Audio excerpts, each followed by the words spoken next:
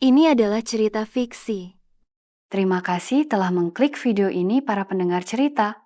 Semoga cerita ini dapat menemani kerja, mengendara, atau menemani tidur kalian. Mari bercerita. Perjalanan terakhir ke alas kembar. Episode 1. Perjalanan ke alas kembar.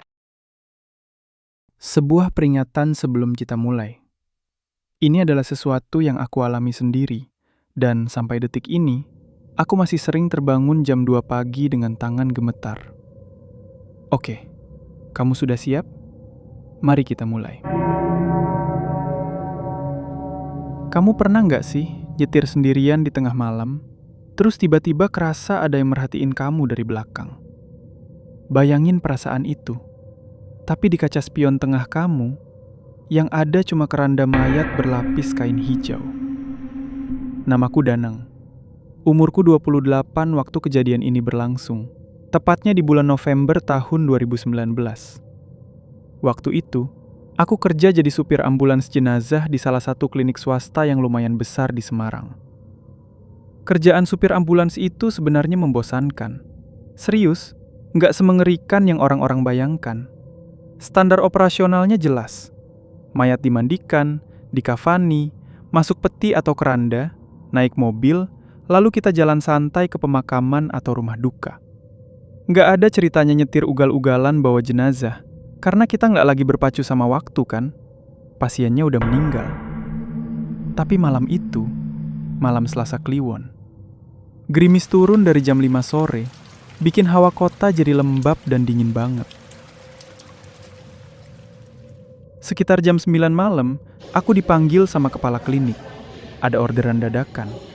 Katanya, ada keluarga yang mau sewa ambulans keluar kota, bawa jenazah adiknya yang baru meninggal di kamar jenazah rumah sakit sebelah. Mas Danang, ini diantar ke daerah Alas Kembar. Lumayan jauh, masuk pedalaman hutan jati. Tapi keluarganya berani bayar 5 juta tunai. Uang jalannya buat kamu semua. 5 juta teman-teman, buat sekali jalan.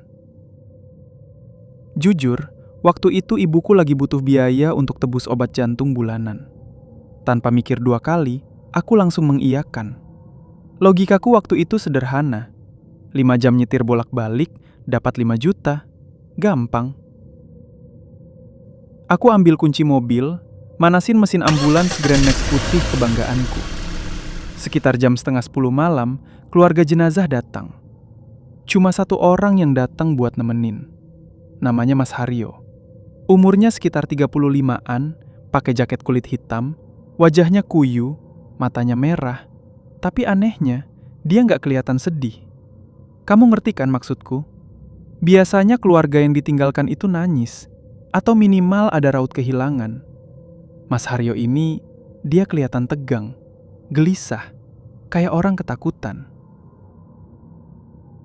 Sakit apa mas adiknya? Sakit perut. Mendadak. Udah mas, cepetan kita jalan. Jangan sampai kelewat malam. Nah, waktu aku dorong berangkar itu, ada yang aneh. Berat banget. Sumpah, standarnya jenazah perempuan umur 20-an itu, apalagi kalau sakit parah, biasanya badannya kurus dan ringan. Tapi ini, roda berangkar sampai bunyi berdecit nahan beban. Terus, pas aku merapikan sabuk pengaman di atas kain hijau penutup keranda, tanganku nggak sengaja menyentuh bagian lengannya. Keras, kaku banget. Padahal katanya baru meninggal sore tadi, harusnya belum sekaku itu. Dan yang paling bikin aku agak mundur selangkah adalah baunya. Kamu tahu bau kapur barus campur pandan kan? Itu wajar. Tapi jenazah ini, baunya bunga kantil dan melati yang saking tajamnya sampai bikin hidungku perih. Menyengat banget. Di balik bau wangi itu, kalau kamu cium lamat-lamat, ada bau amis darah yang kental. Tapi kembali lagi, aku butuh uang 5 juta itu. Aku tepis semua pikiran aneh. SOP-ku, tutup pintu belakang, masuk ke kursi kemudi, nyalakan AC, dan jalan.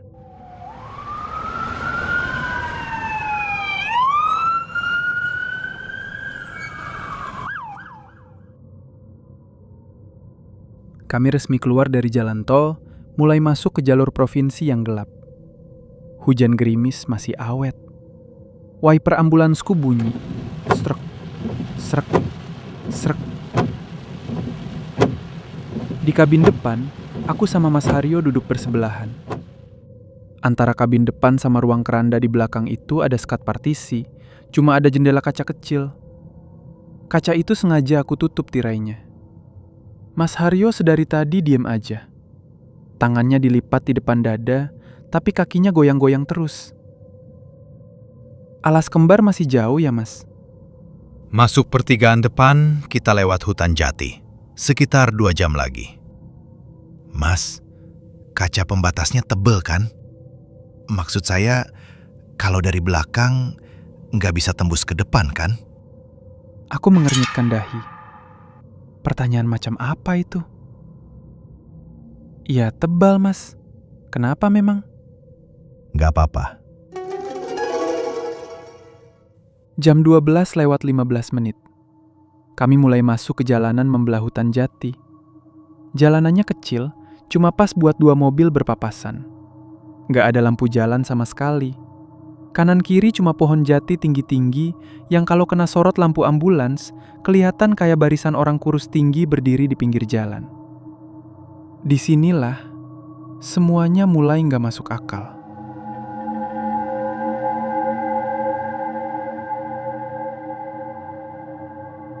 Tiba-tiba, temperatur AC di dalam mobil kerasa drop banget.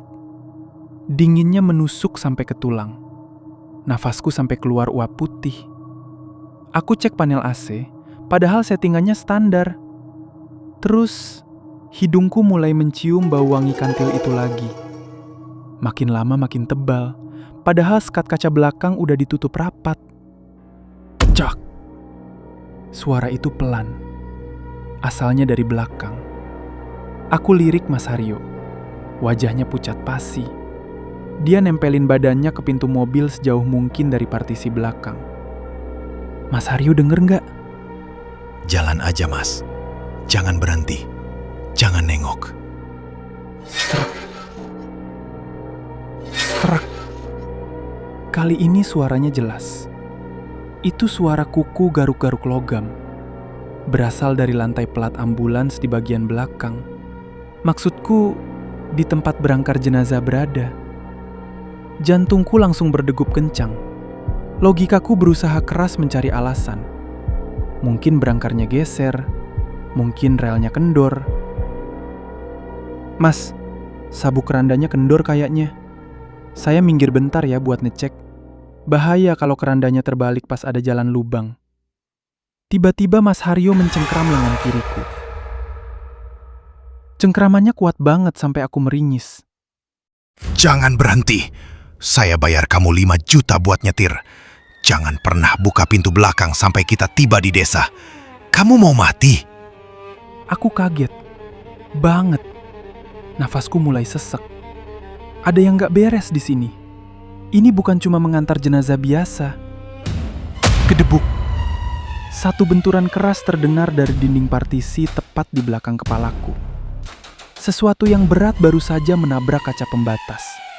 Satu benturan keras terdengar dari dinding partisi tepat di belakang kepalaku.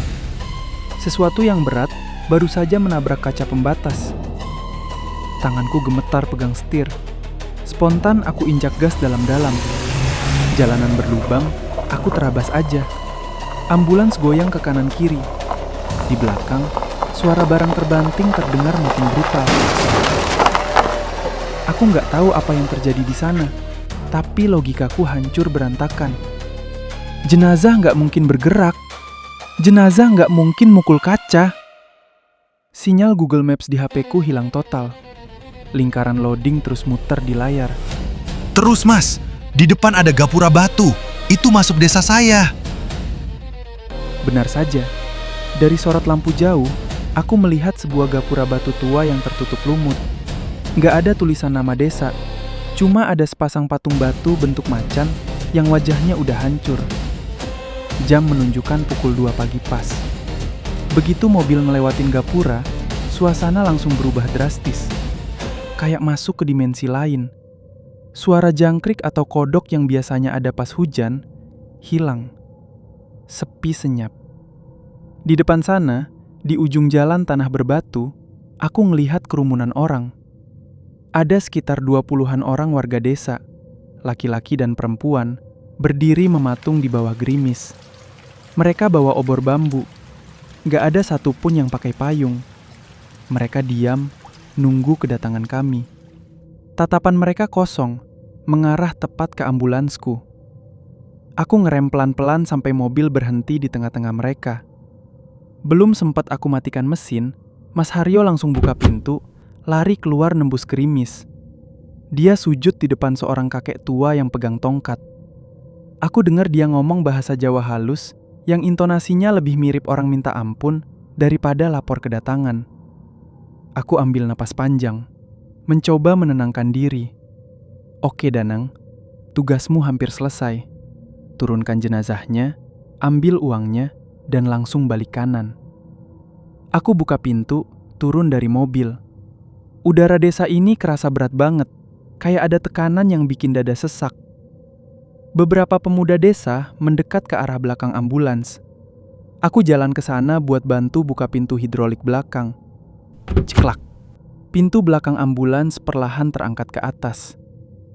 Lampu neon di plafon belakang ambulans menyala otomatis. Kondisi ruang belakang berantakan parah. Tabung oksigen kecil jatuh. Alat P3K berserakan. Tapi bukan itu yang bikin kakiku lemas. Tali sabuk pengaman yang menahan keranda putus. Bukan putus karena aus, tapi kayak ditarik paksa sampai robek. Dan kain penutup hijau yang ada di atas jenazah Sri tersingkap separuh. Sekarang, wajah jenazah itu kelihatan jelas dari bawah sorotan lampu neon. Kepalanya menoleh miring ke arahku, dan matanya terbuka lebar. Bola matanya keruh, tapi menatap lurus ke mataku. Dan yang bikin aku mau teriak, tapi suaraku gak bisa keluar, bibir pucat jenazah itu tersenyum. Senyum yang lebar banget, hampir menyentuh ujung pipi, nampilin gigi-giginya yang menghitam. Tugasmu belum selesai, Mas Danang. Malam ini kamu nginep di sini. Aku langsung noleh ke jalan tempat aku datang tadi. Gelap, kosong. Dan firasatku bilang, aku gak akan bisa keluar dari desa ini hidup-hidup.